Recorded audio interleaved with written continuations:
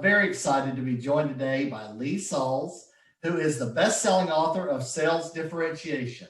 How are you doing today, Lee? I'm doing great. How are you? I'm doing really well, thank you. You know, you and I were talking before the recording, and I learned about an awesome story involving your inspiration for sales differentiation.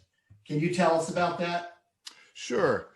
So I'm going to turn back the clock a bit. We're going to go back to the 1980s when I was a teenager. Okay. So Andy, I had this family friend who had this novel idea. Remember, it's the 1980s, right, which was dry cleaning transportation. He didn't own a dry cleaner, but where I lived in New Jersey, he said, you know, so many people commute to New York City, and gosh, it was almost a 2-hour commute each way. I bet they would appreciate having their dry cleaning left on the doorstep dirty, coming back clean. Mm-hmm. So he built this business around transportation. And Andy, guess what? He hired me as his driver. This is my summer job. Okay. And I was intrigued. I was thinking, would people pay more for this? Because it was a layer on top of the dry cleaning. It wasn't the same price. Would people pay more for this? And Andy, what do you think the answer was? I think probably so. The answer was some people. Some people. Mm-hmm. So those who commuted to the city and didn't have a way to get their clothes to and from the dry cleaner saw a lot of value in having that service. But those who either didn't have that commute or had a way to get their clothing to and from the dry cleaner saw no value in it.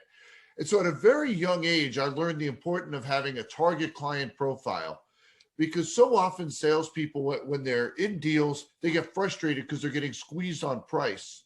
And oftentimes the reason is it's not the right prospect for you. They don't have the challenges, the pain that would help them to see the value in what you're offering. So again, as a teenager, I learned, okay, you need to know your audience. You need to understand those who will see value in what you're offering if you're going to be able to justify that price point.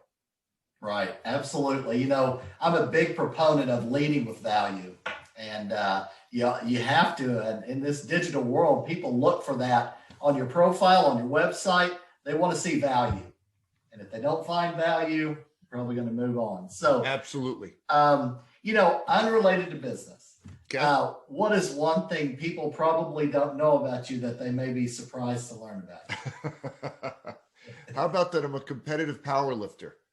Nice. Andy, this coming Saturday, I am competing in the Minnesota State Bench Press Tournament. Nice. I've done it for a number of years. I had a pause a few years ago. I completely ruptured my triceps on New Year's Eve day. Oh, wow. Yeah. Ouch. And the surgeon who operated on me said, you're done with powerlifting forever. Now, I've been a lifter since I'm about 18 years old. I competed in bodybuilding when I was younger, and I've been competing in powerlifting since, 2000. So I was devastated to hear that, and I decided I wasn't going to listen to it. I may have heard it, but I wasn't going to listen to it.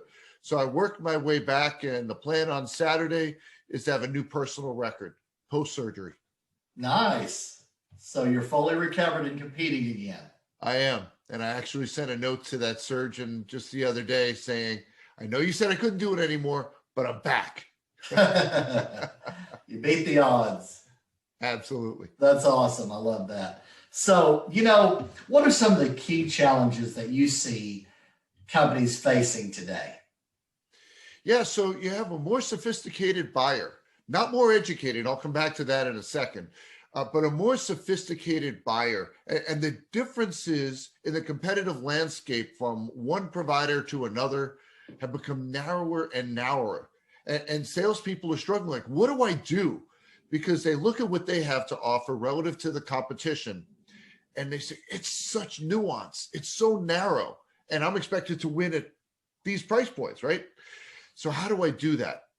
And what they don't recognize is they have opportunities to differentiate how they sell, not just what they sell. And that is such an important point to leverage. And would you like me to share an example, Andy? Yeah, please. Go ahead. Okay. So we were talking earlier, my son is a college baseball player. He plays for Augsburg University, sophomore. First pitch he saw this year, he hit a home run 400 feet, 3-run home run, Nice. which was, and it got me to reminisce, Andy. I started thinking about the recruiting experience that he went through a few years ago. And if you've ever been through a college recruiting experience before, you know it's a sale. These colleges, these coaches are trying to sell you on their institution, but they can't differentiate what they sell, right? A coach can't add a major, can't move a dorm, can't build a new campus. It just is. So the sole set of tools that they have to work with is sales differentiation in how you sell. And Andy, some of these coaches were absolutely fantastic at it, and some failed miserably. Now, you know, when you first drive onto a college campus, as soon as you cross onto the campus, your blood pressure jumps about 30 points. Andy, do you know why that is? I think it's excitement, maybe. No. It's because you can't find a place to park. Oh, that's true too. Right? Every parking lot on the campus says, park here, and we're going to tow you, but welcome to our fine institution. Oh, yeah. So this one college we visited, we pull into the parking lot, and there's a spot with Steven's name on it. Stopped us dead in our tracks. Yeah. Then we go inside, Andy, and there's an agenda for the day printed with Steven's name at the top. What did it cost this university to do these two things? Maybe a penny for the ink and the paper? But think about what they did. They made us feel like Steven was the only athlete they were recruiting anywhere in the world for any sport. Of course, that wasn't the case, but that's how they made us feel. And we had that same opportunity in sales. We forget, we get so busy. It's just another client. It's just another deal. It's just another prospect. And my challenge to you is to make every prospect, every client feel as if they're your only one. I was talking with one of my clients last week, and I asked him, I said, how many clients do you think I have right now? How many active clients? He goes, I haven't a clue. I said, because that's part of my strategy. When I'm working with a client, I make them feel like they're the only one that I have. I make them feel special.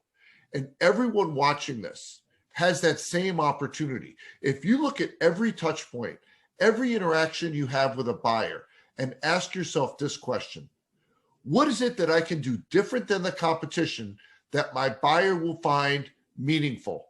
So it's not different for the sake of different. If it was, I'd be wearing a funny hat and a funny shirt, but that wouldn't be meaningful to you. It's meaningfully different that we're looking for in every touch point, every interaction you have. And that's the opportunity you have to stand out from the competition. Right. And you talk about sales differentiation that helps your clients win more deals at the prices they want. And that helps set them apart, and how does that work? And can you give us a couple of examples of that? Sure. So there's two sides to the sales differentiation equation. There's sales differentiation in what you sell and sales differentiation in how you sell. So we just talked a moment ago about sales differentiation and how you sell. So let's talk a little bit about the what you sell side of the equation. That's understanding what your differentiators are, why they matter, to whom they matter, when they matter, and then most importantly, helping someone on the other side of the desk become just as excited as you are about those differentiators. So one of the challenges I see all the time in companies, I hear executives and salespeople say, gosh, we should never have to fight over price. Our differentiators, they're so meaty, so powerful, but they're unable to get someone on the other side of the desk just as excited as they are about them. And here's the deal.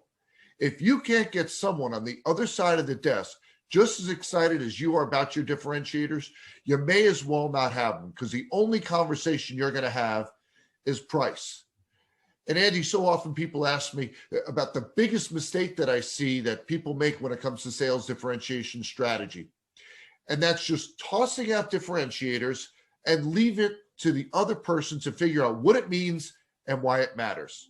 That's deal suicide. You're just not going to go anywhere if that's the approach you take. So they say, we're the biggest, we're publicly traded. And we expect someone on the other side of the desk to go, I know why that matters to me. I know why that's meaningful. They won't. If you do that, if you just toss out differentiators and leave it to the other person to figure out, one of two very bad things happens. Either they never figure it out, or they give it a meaning that's not going to advance your deal. Right. It's not of value. You know, they don't see the value. They don't know what that value is. Exactly. So, you know, I wanted to ask you, what else are you working on these days also? Yeah, so I have a new book in development titled Sell Different. It'll be out in September of this year, published by HarperCollins. And it builds off the sales differentiation strategy that you read about in the book titled Sales Differentiation. It adds a whole new segment, 15 more strategies to outsell the competition. Excellent. I look forward to seeing that, reading that. You know, and what's the best way for people to connect with you, Lee? Probably I would say my website, which is salesarchitects.com. So SalesArchitects.com. You can find the book Sales Differentiation on Amazon, whatever your favorite bookstore is. And feel free to connect with me on LinkedIn. Very good. You know, Lee, I really appreciate what you're doing. Totally agree with what you're doing. And I really appreciate you coming on with me today.